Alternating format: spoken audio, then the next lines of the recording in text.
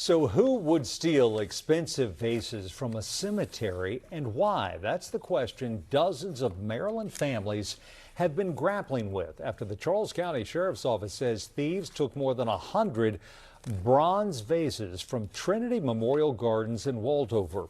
One grieving daughter tells News 4 two of her family's vases were stolen.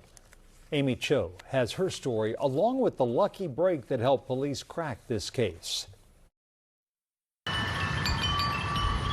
Every month, Maddie Shotwell takes her young kids to visit her dad and grandparents in their final resting place at Trinity Memorial Gardens in Waldorf.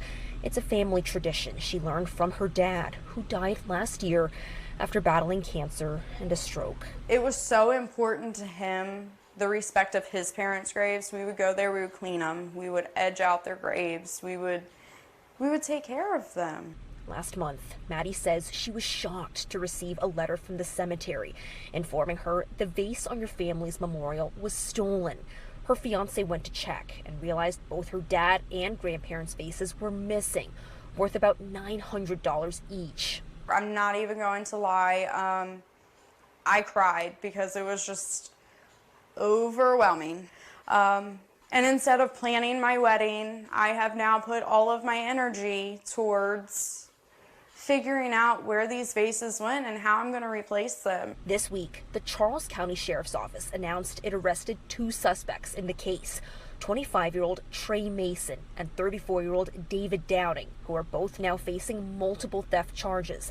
Detectives credit a lucky break in the case. Investigators stopped by the cemetery late at night, right when the suspected thieves were in the middle of stealing more vases. So it was really important to us to try to get closure in this case. That's why they kept doing these random checks, hoping to catch somebody, and their hunches paid off, their work paid off. The Charles County Sheriff's Office says it appears the goal here was to make money by selling the vases to a scrap metal dealer. Detectives say they went to that dealer and were able to save about 100 vases before they got melted down.